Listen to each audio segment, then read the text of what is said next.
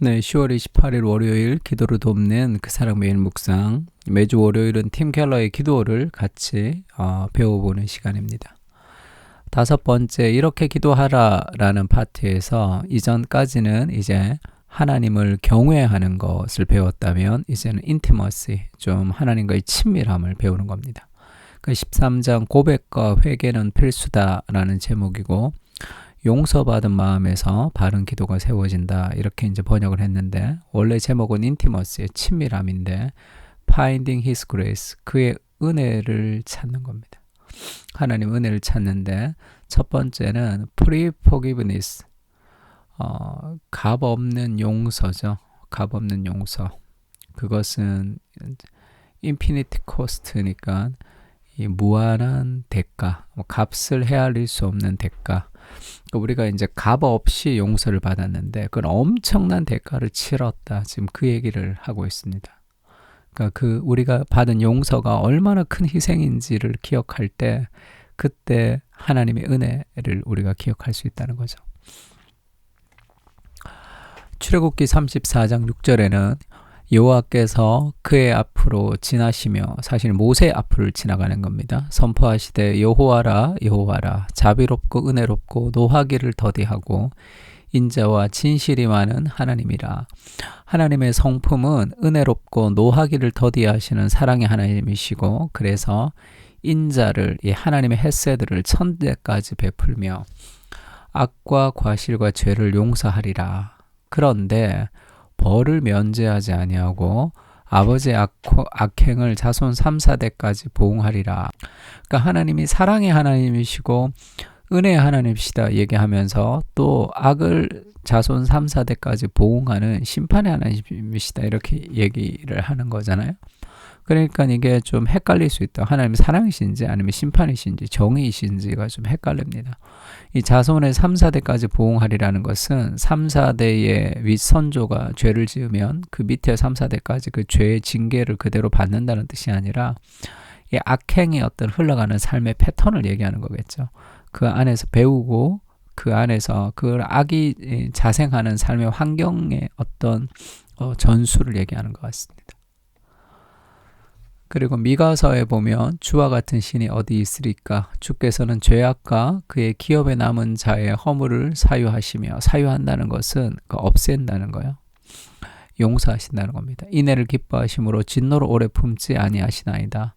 다시 우리를 불쌍히 여기셔서 우리의 죄악을 발로 밟으시고 우리의 모든 죄를 깊은 바다에 던지신다.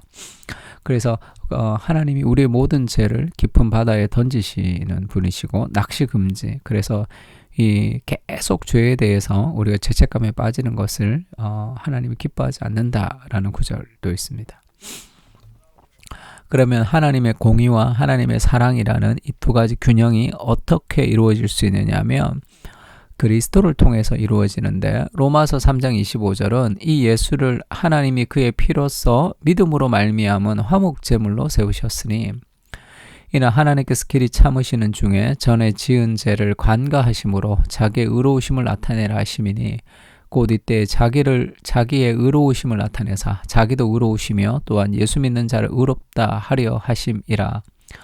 그러니까 하나님도 의로우시고 또한 예수님을 믿는 사람도 의롭다 하려면 죄인을 그냥 의롭다 할 수는 없잖아요. 그래서 그 인간의 죄를 대신 지는 하나님이 인간이 되셔서 그 하나님께서 화목 제물로 인간의 죄를 대신해서 죽으시고 또 인간이 지켜야 될 순종을 다 지키심으로 믿음을 통해서 우리의 죄는 예수님께로, 예수님의 의는 우리에게 오는, 그것이 이제 믿음의 역사죠. 그러면 하나님의 사랑과 공의가 그대로 다 실현이 됩니다. 우리의 죄를 심판하셨죠, 그리스도 십자가에서. 그리고 우리를 구원하셨죠, 그리스도 십자가를 통해서. 이런 딜레마, 하나님의 사랑과 하나님의 정의라는 이 딜레마가 십자가 안에서 이게 해결되는 걸 볼 수 있습니다.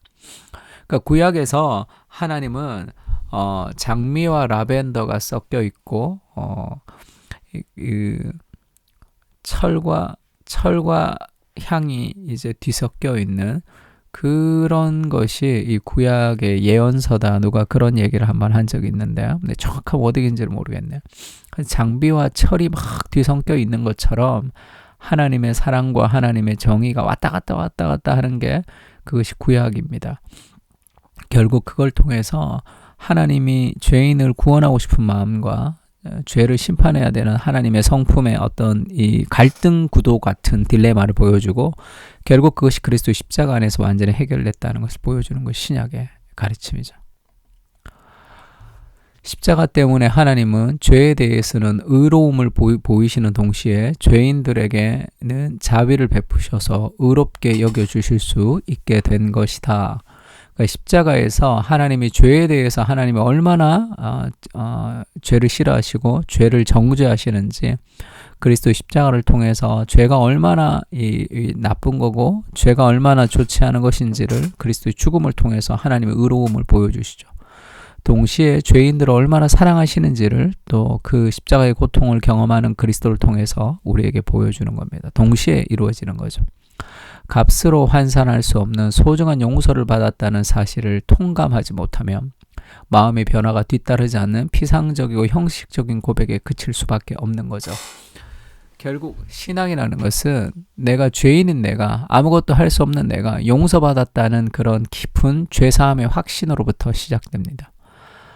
그리고 삶 또한 달라지지 않을 것이죠. 그 소중한 용서받았다는 것이 정말 마음으로 통감되지 않으며, 반면에 값없이 용서를 베푸셨다는 측면을 놓치면 죄책감과 수치심, 자기 혐오에서 헤어나기 어렵다.